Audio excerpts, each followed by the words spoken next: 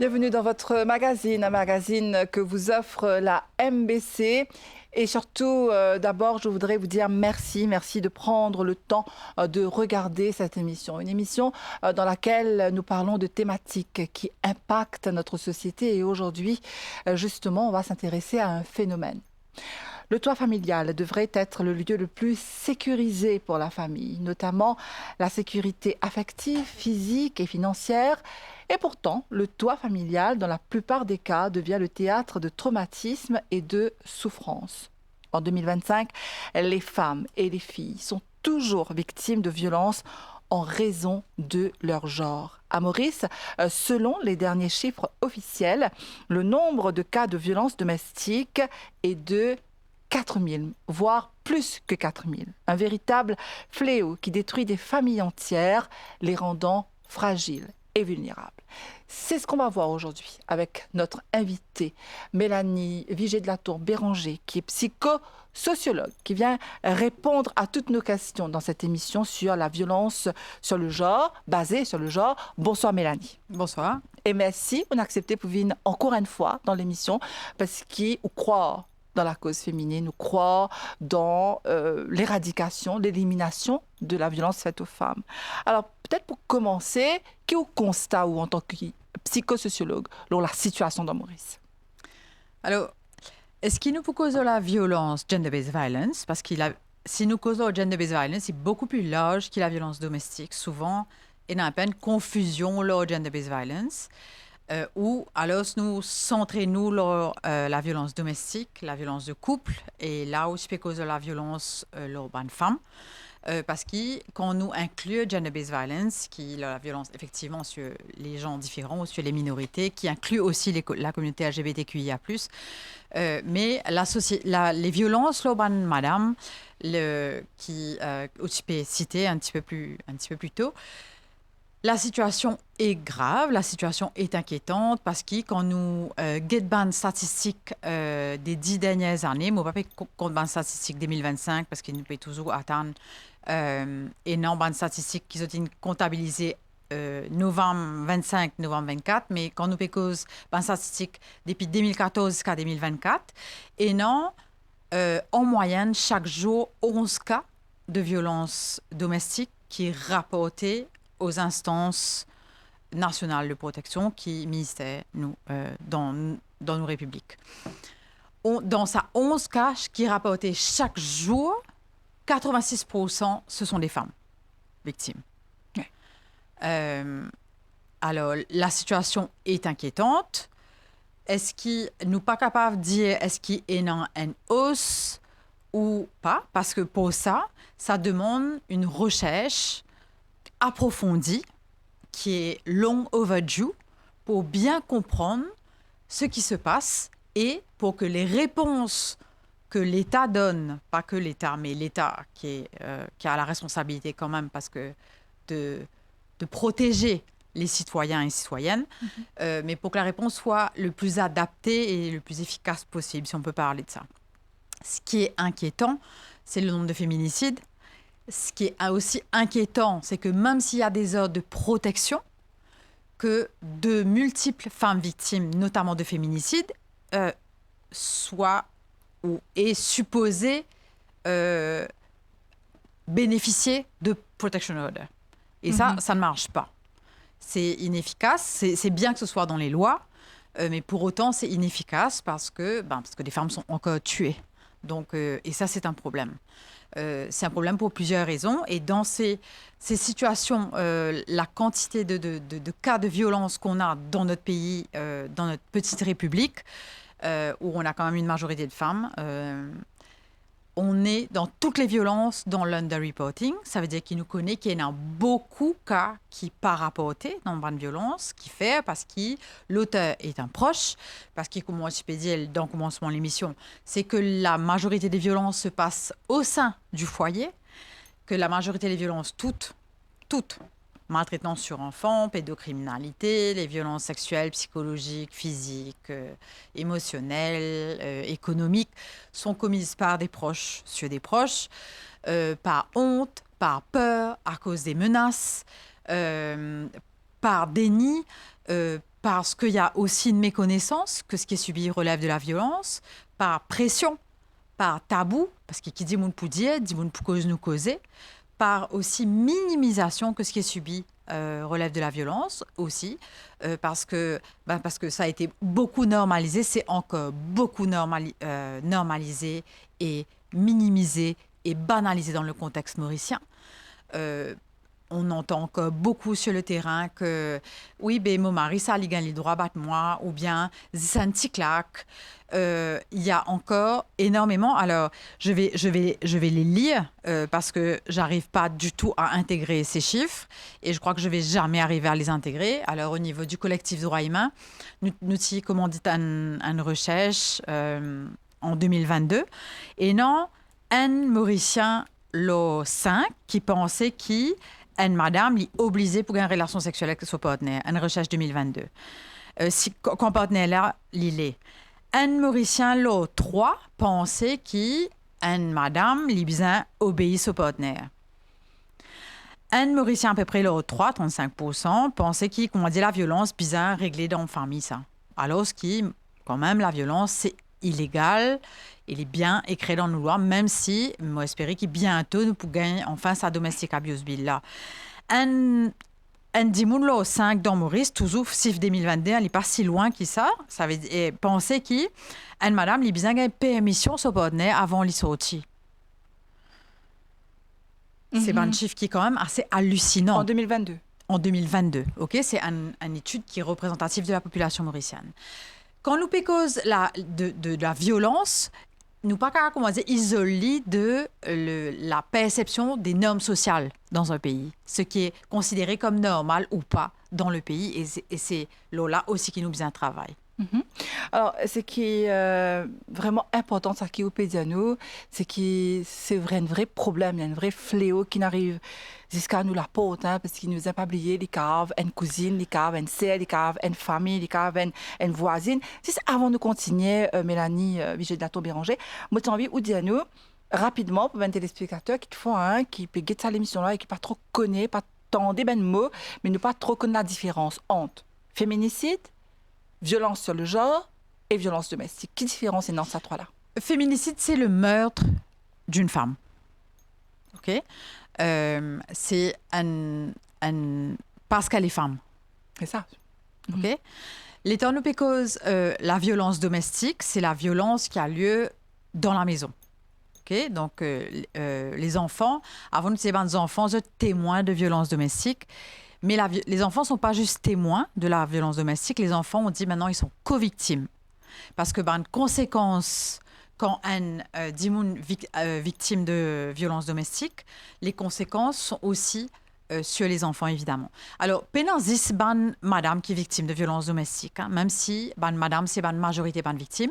Et non, beaucoup d'hommes aussi qui sont victimes de violences domestiques. Et un chiffre en 2023, je pense que c'était en 2023, qui nous trouvait qui tenant à peu près presque 20% de chiffres qui étaient rapportés dans Maurice, c'était des hommes victimes qui étaient rapportés.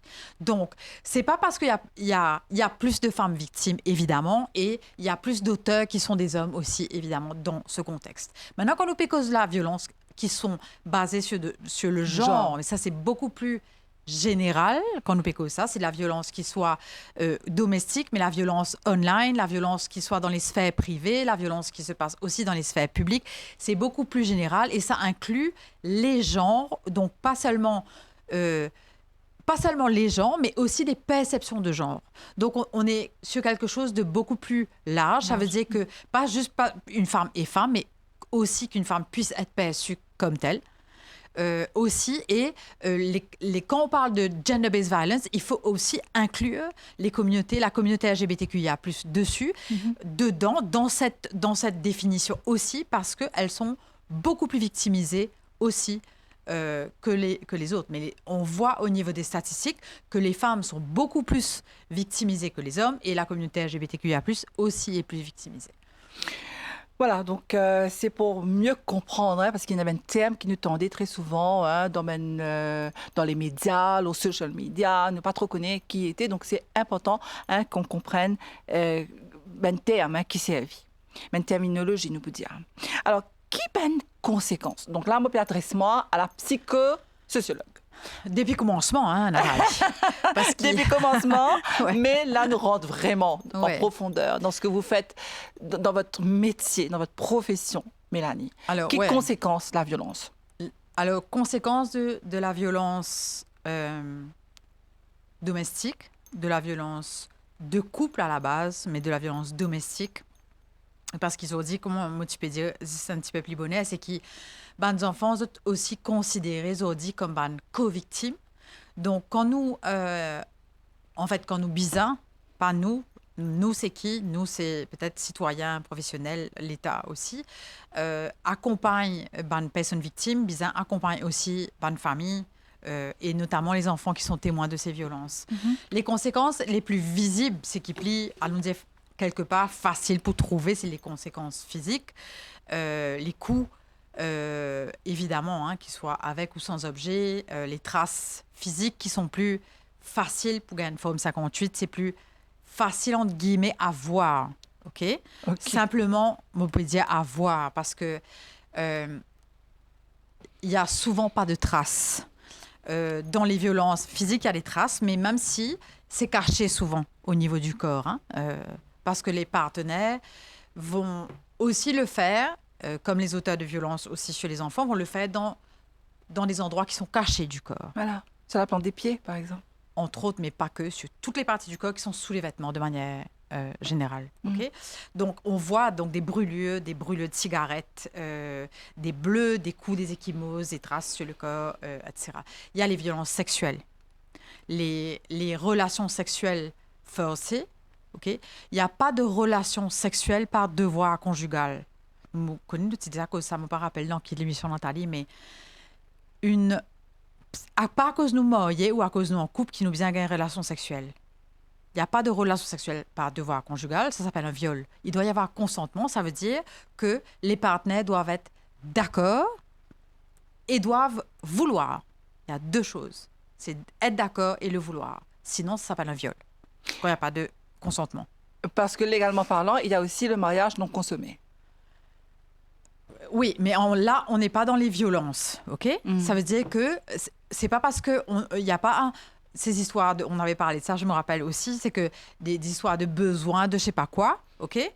Une relation sexuelle, un acte sexuel doit être consenti, doit être désiré entre les partenaires. D'accord? Donc, il y a des violences sexuelles elles peuvent être verbales, mais elles peuvent évidemment être sexuelles. Donc, un viol, une tentative de viol, des attouchements, etc. entre partenaires. Ça, c'est les violences sexuelles, avec évidemment des conséquences de grossesse, avec des conséquences qui sont non désirées, avec des conséquences d'IST, avec des conséquences de VIH, avec toutes les conséquences qu'on peut voir aussi au niveau de la santé. Voilà. Maintenant, il y a aussi les conséquences qui sont sur les enfants, ok? Donc ce qu'on appelle le PTSD. Moi, pour dire en français, moi, pas dire en français, mais l'impact sur le cerveau, l'impact sur la confiance en soi, l'impact sur l'estime de soi, des personnes victimes, mais aussi des enfants. Donc, moi, pour reprendre mon papier, parce que comme ça, moi, vous essayez décrire à nous ça un petit peu. Autant que possible, pas de décrire, mais quand même, essaye, rappelle autant que possible, si mon papier qui ne fan un peu partout. Pas pour faire joli, comment tu peux dire d'aller là. Non, une vie pour travail, là. Si, en fait, c'est l'émission CAI, là. En fait, pour pas minimiser les conséquences importantes. Oui. Ah oui. C'est basé sur des recherches, évidemment. C'est pas, comment dire, causer pour causer. Non, là, nous devons faire CAI, là, vraiment. En fait, toutes les violences extra-CAI, Oui, non, mais les dire, là, comme si quand nous cause chiffres, là, c'est scientifiquement, nous cas dire en d'autres mots. Les chiffres, oui, les chiffres sont une indication, mais les conséquences sont prouvées et nous trouver à cette neurosciences et nous trouver aussi qu'il n'y a pas des battre parce que causer comme ça, c'est le de conséquences. C'est ce que Péraud explique nous la Mélanie. Ouais. Et ça c'est important. Hein, ouais. Nous accountable, comme dire nous devons dire. c'est basé sur un chiffre. C'est pas C'est basé n'importe sur quoi. des recherches. Voilà. OK, Voilà. c'est basé sur des recherches et c'est important aussi parce que et non effectivement ban médias ban partenaires pour dire ban affaires ban personnes qui victimes aussi de témoignages extrêmement importants. Ouais. Mais les recherches viennent prouver ça aussi parce que c'est vrai que quand nous pécons ban blessures physiques nous trouver le plus facile ou nous pécons ça ou jusqu'à l'invalidité, jusqu'à la mort malheureusement, mais aussi et non ban conséquences qui nous pas peut trouver comme le manque de confiance en soi, le sentiment de honte, de culpabilité, la dépression, à peu près 35%, nous pécons le lien de dépression lié aux violences de couple, les idéations suicidaires, les troubles du comportement alimentaire, les automutilations, les troubles anxieux, les troubles du sommeil, les crises de panique, peur, honte, anxiété. Vous connaissez, quand on nous dit hypervigilance, c'est comment on dit sauter comme ça, moins de tapage, moins de plastique qui peut, comment dire, faire tapage, les humiliations psychologiques, le sentiment d'impuissance, la difficulté, voire incapacité de dire non, l'isolement, parce qu'il qui peut passer dans ma situation de violence de couple, nous les professionnels qui travaillons dessus, parce qu'il est bien inscrit ça absolument dans nos bandes de loi, le contrôle coercitif, il passe de manipulation. Parce qu'un auteur de violence de couple, l'IP, et à cause de ça, qui m'a pas si m'a cause de la main, mais m'a mettre fait ça geste là. Parce qu'un auteur de violence, il pour contrôle son partenaire, contrôle quand il y aller, contrôle qui s'en a causé, contrôle qui s'en a besoin. Elle est isolée, là, même de sa famille. Contrôle et il pour isoler tipa. Contrôle son travail, contrôle son casse, jusqu'à prendre son casse pour gagner le contrôle aussi de ses finances, de ses relations. Donc, c'est pour retrouver souvent extrêmement seul. Donc, le contrôle aussi donc de ses relations jusqu'à presque, Irigoyen peut dire, jusqu'au contrôle presque de ses pensées. Irigoyen, c'est qui? Le Marie-France Irigoyen beaucoup travaille la violence de couple. Ah, c'est une femme. Oui, c'est une femme qui travaille beaucoup et qui accompagne beaucoup victimes et qui travaille beaucoup les relations d'emprise. Et assez, donc, en tous les cas, cause le contrôle coercitif. Et dans ma recherche KDI, bien démontré ça, le contrôle, justement, de demander la permission. Le Motivé cite sa survey KDI de 2022 pour bien ce cas demande la permission de sortir. Quand c'est deux adultes, on n'aurait pas dû avoir à demander la permission de sortir quand on est adulte. C'est vrai. Okay? Donc, on n'a pas à contrôler le repas, à quelle heure le repas est fait, avec qui tu as parlé au téléphone. Et c'est ça qui est extrêmement inquiétant, jusqu'à ce que la personne elle-même adulte ait un manque de confiance énorme et se sente impuissante et sente ce que Eric Goyen appelle l'impuissance apprise. C'est comme si elle ne pouvait plus penser, elle ne pouvait plus décider. Donc, c'est pas si simple comme m'a dit, on peut dire oui, mais s'il gagne batté, il quitte son partenaire. C'est pas si simple. Donc, c'est aussi parce que il suffit aussi d'un regard de l'auteur des violences pour que la personne victime soit sous l'emprise. Voilà, j'allais vous dire ça. Alors, c'est une emprise, ça, carrément, là. C'est une emprise, c'est une emprise, c'est un contrôle. Et ce qui se passe dans les situations de violence de couple, c'est un cycle. C'est qu'au début, et Leonard Walker, qui est psychologue, a travaillé dessus, même si, et un modèle explicatif qui est très éclairant, c'est qu'au début, il y a la phase de tension. Okay? Donc, la phase de crise, phase de tension. Ensuite, ça vient, la phase de tension augmente et ça se transforme en violence, du coup, physique. Et après, il y a la phase de justification.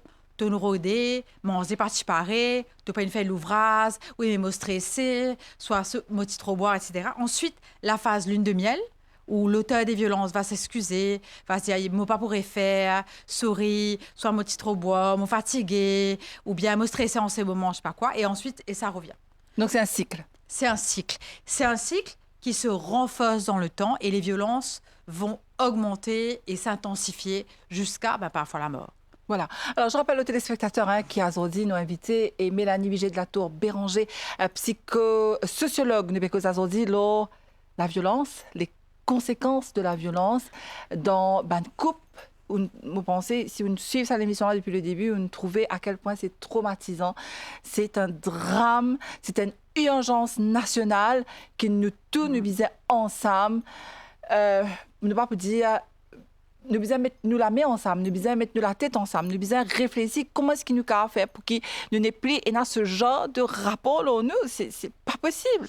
Alors Mélanie, justement, me connaît les temps passent tellement vite en régie, me connaît maintenant pour commencer à nous signer que l'émission pour terminer. Alors on a un peu de questions pour vous là. D'après où qu'il y a un psychosociologue, donc qui besoin sans dans nos sociétés pour n'en qui est ce genre de situation, ça une victime là. Bon, même si on pas une finie aux conséquences et qui nous besoin vraiment, même si on pas pour détailler, insister leurs conséquences, les bandes enfants, pas oublier bandes enfants. Oui, c'est vrai. Vous êtes aussi victimes, oui. Même si on pas pour détailler, et qui ayant beaucoup de risques qui, quand nous trouvons un modèle de violence qui une vie presque normale et habituelle, et non un risque qui les enfants reproduire. C'est pas systématique, c'est pas fatal, mais c'est quand même un risque qui a augmenté. Donc ça, c'est le dernier point. C'est bon que non, ni bon faire ça point là. Après, on va arrêter. Enfin, on va pas arrêter là, ce sujet-là, mais nous pouvons arrêter plutôt dit. Pour agir, l'urgence, c'est agir en intervention. OK? Parce que les personnes victimes ont besoin d'être protégées et leurs enfants ont besoin d'être protégés. Donc, intervenir, ça veut dire intervenir au niveau social pour protéger la personne victime. Intervenir aussi au niveau légal parce que c'est important de le rappeler, parce qu'on dirait que beaucoup de personnes oublient dans ce pays-là que les violences sont illégales.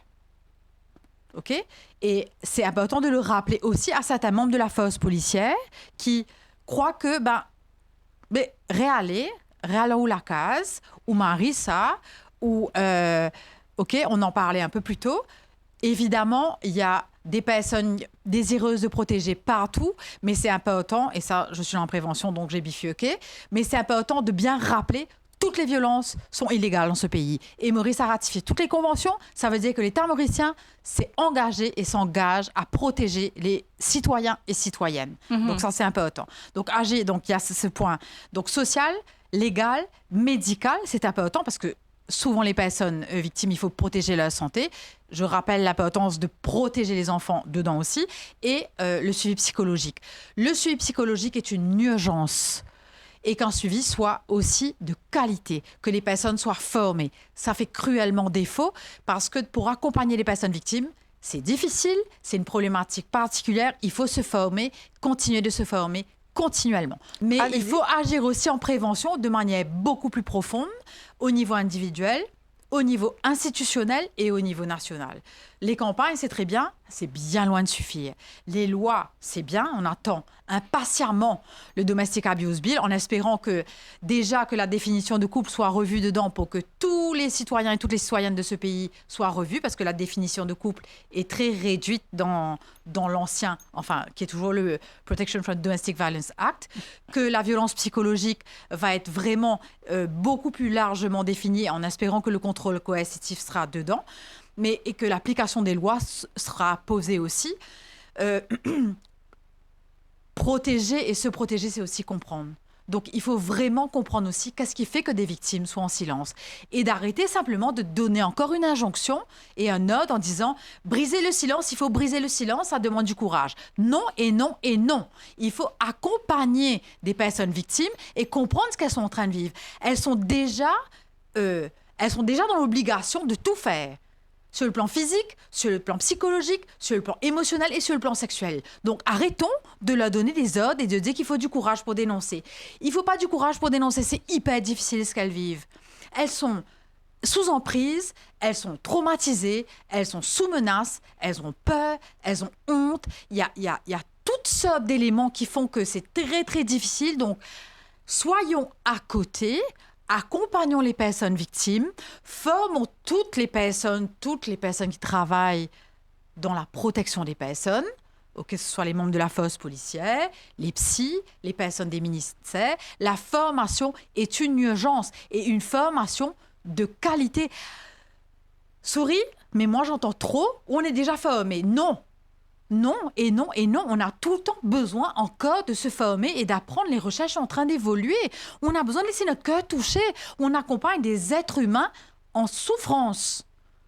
Donc c'est ça qu'on a besoin de faire, Donc, vraiment. vous voulez dire qu'il faut humaniser le service aujourd'hui qui Oui. nous amène à sa même victime-là? Oui, parce qu'une personne victime, quand on l'accompagne et qu'on est côte à côte avec elle, quand elle sera prête, elle aura la force, elle, de s'empower. Bien sûr que sa vie est en danger, donc elle a besoin d'être protégée. Ouais. Mais quand on va l'empower au fur et à mesure, ok, elle va, elle, pouvoir aussi aider et on a besoin de l'autonomiser et de l'aider financièrement. Alors, Entre autres. parlons-en maintenant. Nous arrive déjà à la fin de l'émission. Elle me l'aube un agresseur. Parce que très souvent, comme on me dit, nous tirons l'agresseur là, nous disons, il est en tôle, il peut battre, il peut tout dire, qui est vrai. Mais est-ce qu'il n'est pas bizarre, ça, dit là aussi, parce qu'il nous entendait aussi qu'il y avait un programme que le ministère peut mettre en place pour réhabiliter cet agresseur là. Parce qu'il y a un agresseur des fois. Même si c'est une victime de violence dans l'enfance. Donc, je te répète ce qui Wikipédia t'allait là. Est-ce qu'il n'est pas bizarre entre guillemets, thème, apprivoise, qui n'est besoin faire là? Il y aurait dû avoir une obligation de soins pour les auteurs de violence. Clairement, oui. Parce qu'il y a un agresseur, agresseur là, mais un auteur de violence, c'est dans tous les cas qui ne souffrent d'une manière ou d'une autre. Ok? Il y a beaucoup de choses pour Mais dire. il y a Et beaucoup de facteurs explicatifs qui font qu'un dit agresse l'autre dit hein. Mais on moi, parle là parce que nous prenons le temps. Excusez-moi, on connaît beaucoup d'enfants qui ne sont pas violents, mais qui ne sont pas violents du tout. Donc, Mais là bien aussi, sûr. Mais là aussi, il faut peut-être... C'est pas génétique, hein? La violence n'est pas génétique. Oui, c'est ça, mais je voulais dire qu'il ne faut pas croire aussi que c'est trop facile de dire oui, ce papa, c'est comme ça, il est comme ça. C'est pas génétique, ok?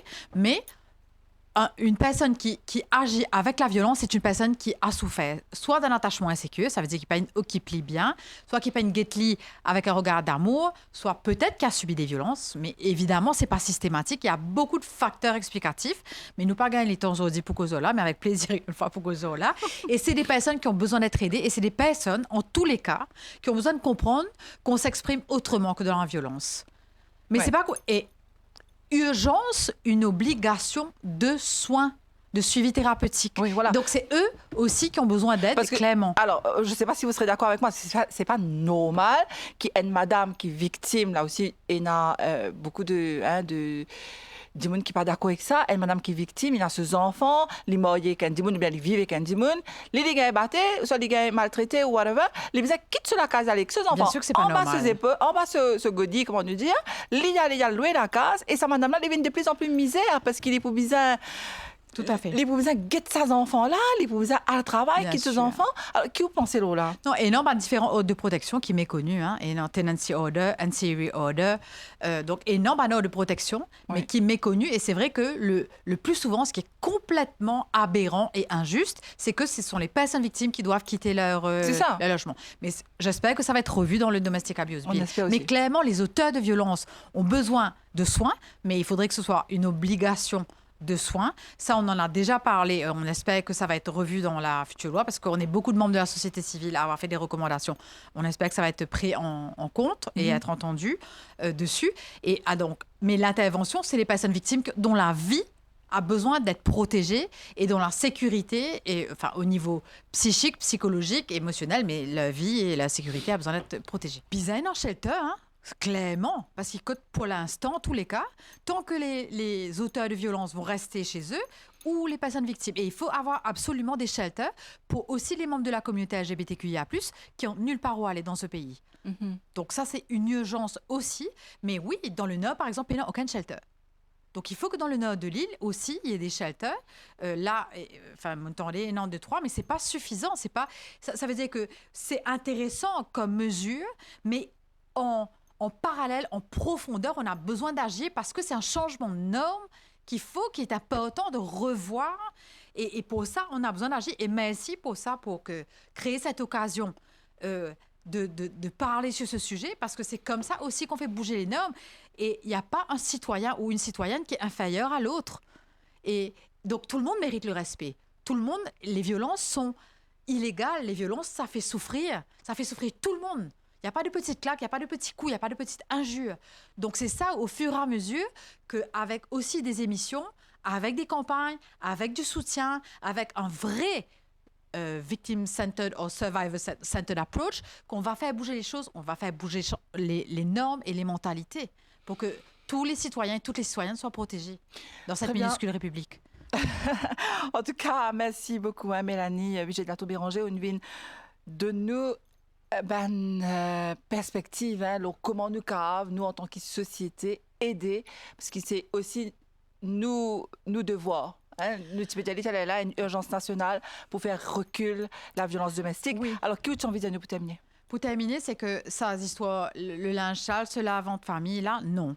Quand il s'agit des violences, on a tous et toutes besoin de s'impliquer pour protéger les gens. Donc, impliquons-nous, engageons-nous en tant que citoyens et citoyennes aussi pour protéger, pour faire sentir aux gens qu'ils ont de la valeur et que personne ne mérite d'être maltraité. Jamais. En tout cas, merci beaucoup d'être venu sur le plateau. J'espère vous retrouver très prochainement pour encore d'autres explications qui nous bisent, parce que des fois, nous ne connaissons pas comment ça se passe sur le terrain, mais comment on dit de terrain, aux zones de aux zones madame, aux zones victimes, avec d'autres enfants. Donc, c'est important qui viennent là, ou explique-nous ça pour nous mieux comprendre. En tout cas, merci d'être venu. Merci à vous qui avez suivi cette émission. Je vous dis à très bientôt pour un nouveau magazine.